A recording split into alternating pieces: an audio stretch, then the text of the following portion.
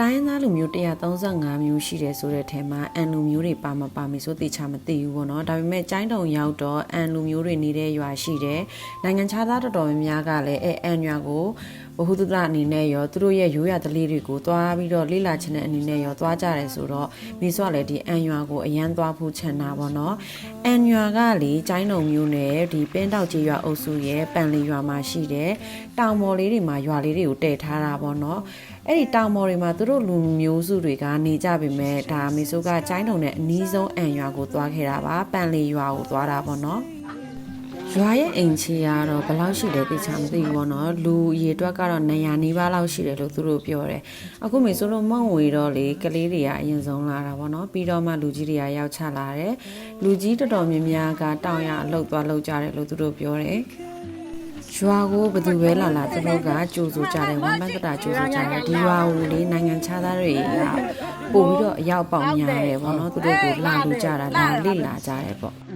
ဘာလို့လဲလို့မေဆိုကမေတော့လေသူတို့အတွက်ဘာမှမလိုဘူးဘာပဲပေးသူတို့ကယူတယ်သူတို့ကပတ်စံလည်းမရှိဘူးတောဝဲစရာလည်းမရှိဘူးသူတို့ကသူတို့ခြံဆိုင်စားတယ်တောင်ရလောက်တယ်ရှိတဲ့အသီးရွက်တွေနဲ့ဖြစ်သလိုအဆင်ပြေသလိုစားတယ်ဆိုတဲ့ခါကျတော့သူတို့ကိုဘာပဲပေးသူတို့ကယူပါတယ်တဲ့ဆောက်ပြတော့ဘူးကြည့်မယ်ဘောနာကြီးတဲ့ဒီ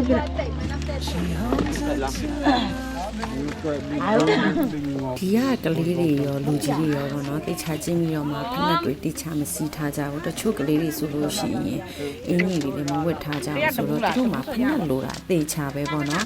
နောက်ပြီးတော့မီဆိုတို့ရောက်တော့ဒီရွာရဲ့လူကြီးဖြစ်တဲ့နတ်ဆရာကြီးကနေပြီးတော့အပြေးလေးဆင်လာကြိုးပြီးသူ့အိမ်ကိုခေါ်သွားလေတယ်အဲ့ဒီတော့ဂျာမအိမ်မော်တွေကိုမီဆိုတို့သွားလေလာကြတော့မှဒီမြေလေကတက်လေးတွေကိုတဖြည်းဖြည်းချင်းတက်သွားရတာပေါ့နော်အိမ်လေးတွေကလည်းခြေတန်းရှိအိမ်လေးတွေအောက်မှာဆိုလို့ရှိရင်သူတို့ကထင်းနေထားတယ်ခွေးတွေမွေးထားတယ်ဝက်လေးတွေမွေးထားတယ်ကြက်လေးတွေမွေးထားတယ်ပေါ့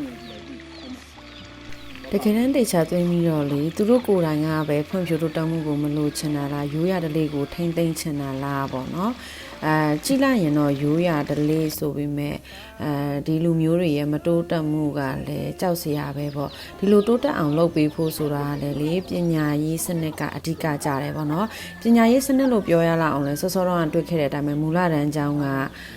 လူလေးနည်းနည်းလေးကျောင်းလေးရလဲတေးသေးလေးဆိုတဲ့အတွက်ကြောင့်မလို့ပညာရေးတိုးတက်ဖို့ကတော့တော်တော်ခက်ခဲမယ်လို့ထင်ပါတယ်သူတို့ကတောင်ယာတွေကိုကိုယ့်ကိုစိုက်တယ်အင်ကြီးတွေကိုကိုယ့်ကိုရက်လုတ်တယ်ချုပ်ဝတ်တယ်နောက်တစ်ခါစပားကိုကိုယ့်ကိုကြိတ်တယ်အသီးရွက်ဆိုလို့ရှိရင်လည်းခြံထဲကထွက်တာစားတယ်သူတို့အတွက်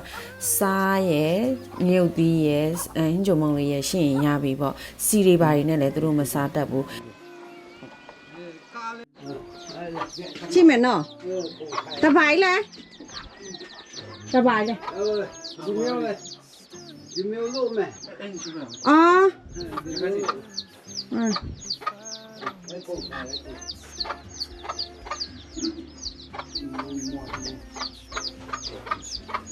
ခုဒီအိမ်လေးဆိုလို့ရှိရင်ရွာလူကြီးဖြစ်တဲ့နတ်ဆရာကြီးရဲ့အိမ်ပေါ့နော်နတ်ဆရာကြီးကလေရွာထဲမှာအရေးပါအရာရောက်တဲ့သူပေါ့နော်ဒီနတ်ဆရာရဲ့အိမ်ပေါ်မှာထဲဝါခန့်ညာတဲ့နတ်စီရှိတယ်အဲ့ဒီရဲ့နတ်စီကိုကြတော့ဒီနတ်ဆရာကပဲတီးခွင့်ရှိတယ်တဲ့ဒီနတ်ဆရာရဲ့ခွင့်ပြုချက်နဲ့ဒီလက်ထောက်ကလည်းတီးရတဲ့အခါမှာလည်းရှိတာပေါ့ဒီကောက်သစ်စားပွဲတို့နတ်ပွဲတို့အချိန်တွေမှာနတ်ဆရာအဲ့ဒီရဲ့စီကိုအတန်မြအောင်တီးတယ်နောက်တစ်ခါဝါဆိုလသတင်းကျွတ်လမှာဆိုလို့ရှိရင်လည်းနတ်စီကိုနတ်ဆရာတီးလို့ရတယ်တဲ့ကျွန်တော်အငယ်ကမောအခုဒီအဖွားဆိုလို့ရှိရင်လေအသက်68နှစ်တယ်နော်အရန်ကိုကျမ်းမာတာပဲအဖိုးကကြတော့ဒီနတ်ဆရာကြီးကြတော့အသက်66နှစ်တဲ့လိမ့်မတော်ဝဲဒူတာအဲ့ဒါပဲမအဲ့တော့ဘယ်နဲ့အဲ့တော့ကဲဒါကတော့နတ်ဆရာကြီးရဲ့အိမ်ထဲပေါ့နော်မိဆိုကလည်းဆက်စုတယ်နော်အရန်ပဲ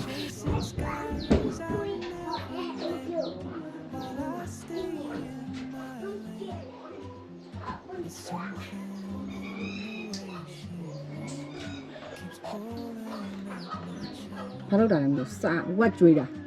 နော်ဒါကတော့ဝက်တွေအတွက်စားတယ်ရှင်ချက်ထားဟေး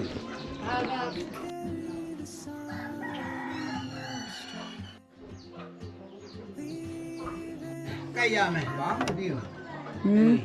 တကားပေါက်ပေါ်တာလေလည်းတိုက်ရမယ် ဒီမျိုးလူဝဲတော့နေနေ Bài lệ အိုး Tà bài lệ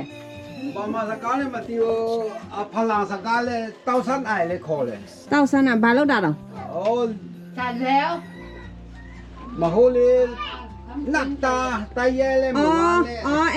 Hộp đi hộp đi trả léo ở khoan khứ နတ်ဘူးကြော်လို့မဲတရဲလည်းမလာနဲ့လူလည်းကောင်းလာမဲမကောင်း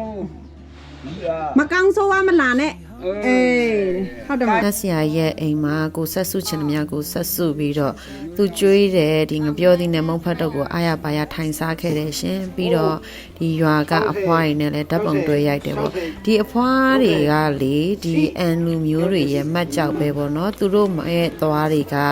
ဒီတက်ခောက်ကိုမိုင်းတိုက်ထားတဲ့